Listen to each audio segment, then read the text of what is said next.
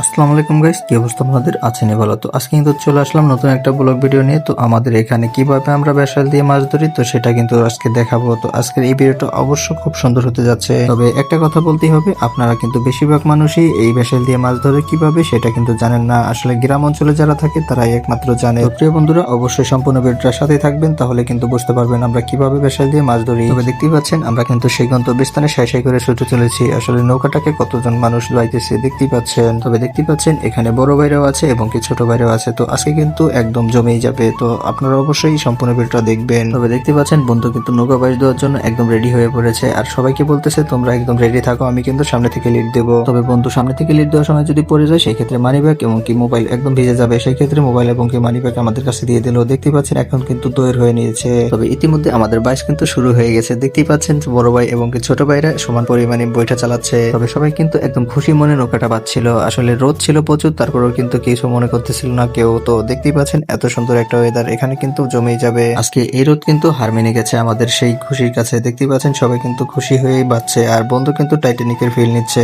তবে বন্ধুকে বলতেছিলাম বন্ধুর গার্লফ্রেন্ড নাই, তো এই জন্য একা একা টাইটানিকের ফিল নেয়। আর যদি গার্লফ্রেন্ড থাকতো সেই ক্ষেত্রে কিন্তু গার্লফ্রেন্ডকে নিয়ে আসতো। তো বন্ধু বলতেছে ঠিক আছে, সামনের বছর নিয়ে আসবো। তবে দেখতেই পাচ্ছেন আমরা যে খালটা দিয়ে যাচ্ছি সেই খালে কিন্তু প্রচুর পরিমাণে কচুরি জমা হয়েছিল, আর এই কচুরির জন্য কিন্তু আমাদের যেতে খুবই অসুবিধা হচ্ছিল। তবে কিছু করার নাই, এভাবে কিন্তু যেতে হবে। তারপরেও কিন্তু আমরা হার মানতেছি না। তবে আজকে কিন্তু ভেসাল বেয়ে ছাড়বো। তবে আপনাদেরকে এই ভিডিওতে দেখালাম আসলে আমাদের গ্রামে আমরা কতভাবে মজা করে থাকি। তবে এটা কিন্তু কখনোই আপনারা পারবেন না করতে। তো এটা কিন্তু আমাদের এখানে ছাড়া একদমই অসম্ভব। তবে আমরা কিন্তু এখানে কেউই নৌকা বা প্রফেশনাল না। দেখতে পাচ্ছেন সবাই কিন্তু হাঁপিয়ে গিয়েছি। তো বন্ধুকে ভাবতেছিলাম এখন ধাক্কা দিয়ে ফেলে দেবো। তবে বন্ধুকে কিন্তু পিছনে থেকে সবাই বলতেছিল যে বন্ধুকে ফেলে দাও, তো আমি কিন্তু সেটাই শুনতেছিলাম। তবে পিছন থেকে যারা বলতেছিল ধাক্কা দিয়ে দাও, যে কথা সেই কাজ। আমি কিন্তু অতঃপর বন্ধুকে ধাক্কাটা দিয়েই ফেললাম। দেখতেই পাচ্ছেন বন্ধু কিন্তু পড়ে গিয়েছে।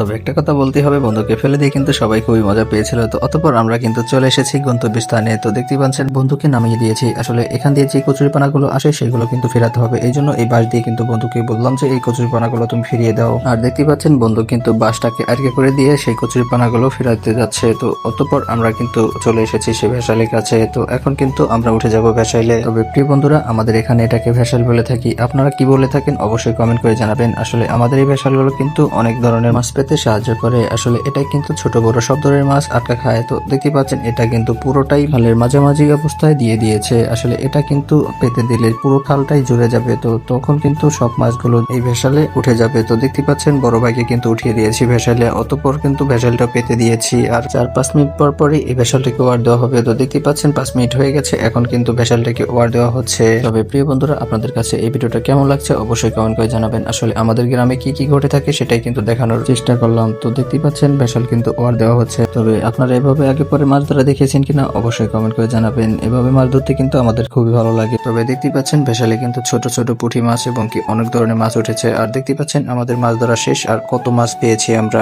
দেখতেই পাচ্ছেন আমরা কিন্তু বিশাল বড় একটি বালতি পুরো ভরে ফেলেছি। আসলে বেশি কিন্তু ওয়ার দেয়নি, মাত্র 3-4টা ওয়ার দিয়েছি, তাতে কিন্তু এই বালতিটা ভরে গেছে। তো বুঝতে পারছেন আমাদের এই গ্রামে কত পরিমাণে মাছ। তো প্রিয় বন্ধুরা, আপনাদের কাছে এই ভিডিওটা কেমন লাগলো অবশ্যই কমেন্ট করে জানাবেন। আজকের এই ভিডিওটা এই অবধি ছিল। তো আপনারা অবশ্যই এরকম ভিডিও পেতে চাইলে অবশ্যই আমার পেজটা ফলো করে রাখবেন, আর বিশেষ করে লাইক কমেন্ট শেয়ার অবশ্যই করবেন। ধন্যবাদ।